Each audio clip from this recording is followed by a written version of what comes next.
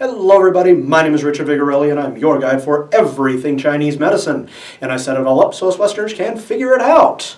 So today, because I've been seeing a lot of patients with this, I'm going to talk to you guys about a very special organ that is very confusing for us here in the West.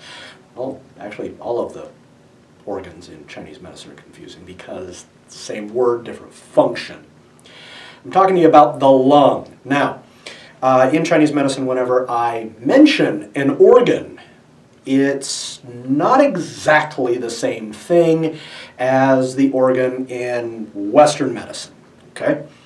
When I say lung in Chinese medicine, it is the air sacs that are right here, but it's a little bit more than that, and we're going to talk about that today, okay? So, it is the air sacs, and it is also inhale and exhale and all of that, gas exchange, etc. You need to breathe to live. You got about 3 seconds, minutes or something, I don't know. 3 something. Anyway, what it is in addition to what we find in Western medicine is it's also your skin. That's the lung. It is the body hair, okay? The state of the body hair will tell you a lot about long-term conditions in the lung.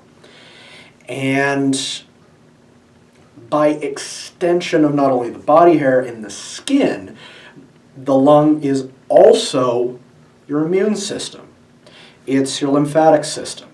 It is white blood cells and antibodies and all that stuff going around in your blood, getting rid of bacteria and viruses and fungal spores, parasites, and all other kinds of stuff that we just come in contact with every single day.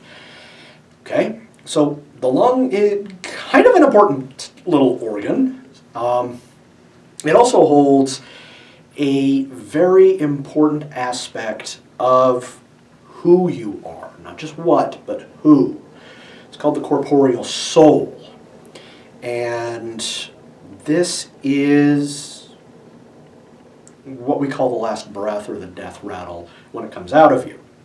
It's the very last thing to leave the body, and it is gone when you die. Okay? So the lung in Chinese medicine is made out of metal, so the way I remember that is iron lung. We created that in the mid-19th century so that people could, live when they were having respiratory issues. Now it's called an O2 chamber. Very useful stuff. I've been in one myself. Okay. So when the lung breaks down, because its qi is naturally going downward, that qi goes upward. It's called rebellious qi. We call that a cough. Okay. Another part of the lung is, on me, this big thing right here. It's called a nose, referred to as the chimney of the lung, and we use this to inhale and exhale when we're not talking because we like the sound of our own voice. So,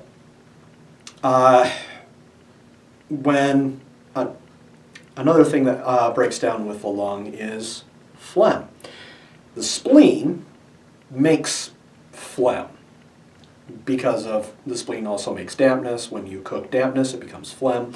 And it then gives it to the lung because reasons. That's why we get the thing. And we also get the bumps in the skin. That's phlegm in the lung. Okay?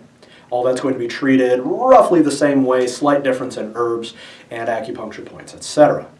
Now, with the organ, we also have the channel of the lung.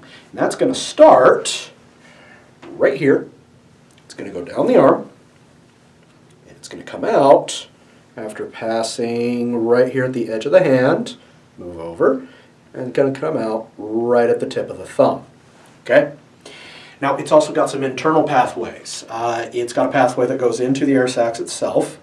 It's got one that goes down past the diaphragm and interacts with your abdomen, which in Chinese medicine is called the spleen. I may have talked about this in an earlier video, but I may just do a dedicated one on what's called the middle jaw. Anyway, we'll get there, okay? And it also interacts with its partner organ called the large intestine, which, yes, is exactly what it sounds like, okay? So, major issues that you're going to come up with are not only a cough and a runny nose and spitting up gunk and all this, but shortness of breath, which could be a lot of different things. Excessive heat in the lung will cause shortness of breath and a cough. Cold in the lung will cause shortness of breath. Qi deficiency will cause shortness of breath. You usually don't get blood deficiency, though, so thank God for that. The heat in the lung will often cause bloody sputum, such as you start coughing up blood. That's a bad sign. Usually means he's going to die. Okay? So, if you're coughing up blood, it could be a lot of things. It's probably a bacterial infection, most likely tuberculosis. There's a few other things that'll do it. Either way, get yourself to the hospital. Try not to interact with anybody on the way. Keep your mouth covered. Try not to cough into your hand.